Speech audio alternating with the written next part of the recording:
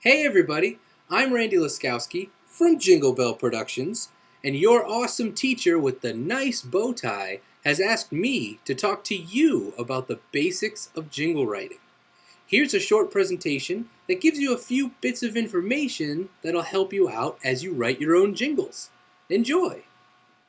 A company or business can have any sort of commercial advertisement, so why have a jingle? Well, jingles are catchy. They play in your head, they get stuck in there, you're singing them all day long. Jingles demand attention. They catch your ear when you hear them on the radio. When you're watching TV and a commercial comes on, maybe you'll go grab a snack, but all of a sudden a song starts playing and you run back to see what it is. And finally, they're fun, they're entertaining. They give you something to enjoy while you're listening to a bland product. But most of all, jingles are memorable. What makes a jingle memorable? Well, that's easy. A good tagline, and it's got to be short and sweet, right to the point, giving you the information you need for the company, but also giving you a melodic idea. For example, take K Jewelers. Thank you. Thank you. Every kiss begins with K. Do you get it? Every kiss begins with K. It's short, it's melodic, it sticks in your head, it makes sense. A perfect jingle. And finally, what makes a jingle memorable is it's usually based around major pentatonic. Now, what is major pentatonic? Well, let's take your normal major scale, do, re, mi, fa, sol, la, ti, do. Major pentatonic is the first, second, third, fifth, and sixth notes of the major scale. So do, re, mi, sol, la. Not all jingles follow this. You can certainly put fa and ti in any sort of melody, but these are the main notes that you want to stick to if you want to keep it stuck in your head. The best example of this is the McDonald's jingle, ba-da-ba-ba-ba, or do-re-mi-la-so. It makes sense, it's stuck in your head, and you want to eat some cheeseburgers. Now that you know that, what kinds of jingles exist? The first is a donut, because it has a hole in the middle. Music at the front, a bed of music so the person can talk about the sale items or the new product on the menu, and then the tagline at the very end to let you know the company name. Like this.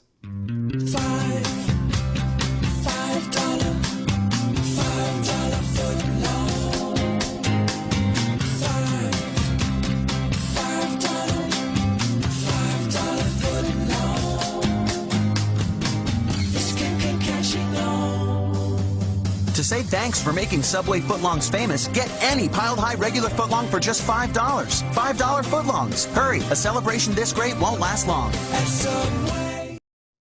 Next is a shotgun. It's usually 5 to 10 seconds, just a tagline, no frills. I just want to know who you are and what you're selling. Name brands at discount prices. Town Fair time. It's quick and to the point, and it's cheap. Businesses love cheap.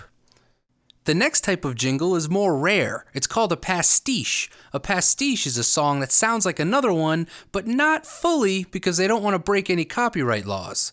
So for example, if Mohegan Sun said, hey, I really want to use the song Super Freak in my next commercial, but I don't want to pay any licenses for it. Well, this is what you'd get.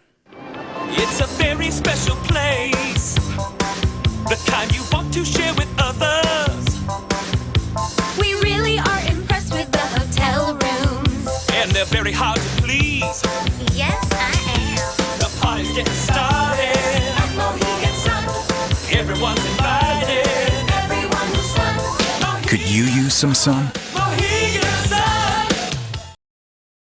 Jingles don't always have to have words. They can just be a melody and it reminds you of that product. For example, take Old Spice.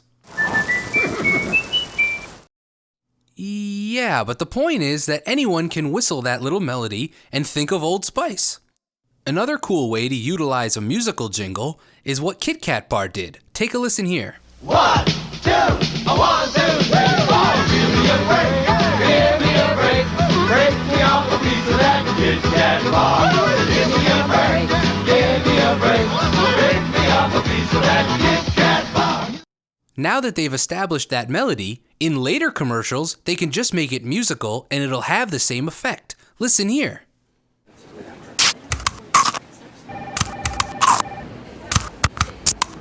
Mmm.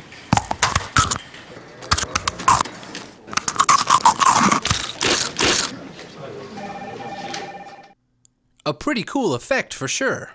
And finally, there are the exceptions to the rule. Jingles that don't really follow the rules, but still get stuck in your head and you can't stop singing them. Here's one example. Give me back that filet fish. Give me that fish. Give me back that filet fish.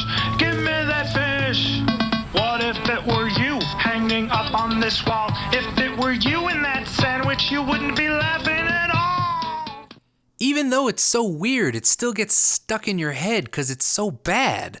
But that's kind of the point, is that jingles are music, and music is art, therefore jingles are art. There's no set rules, there's just things that people do most of the time.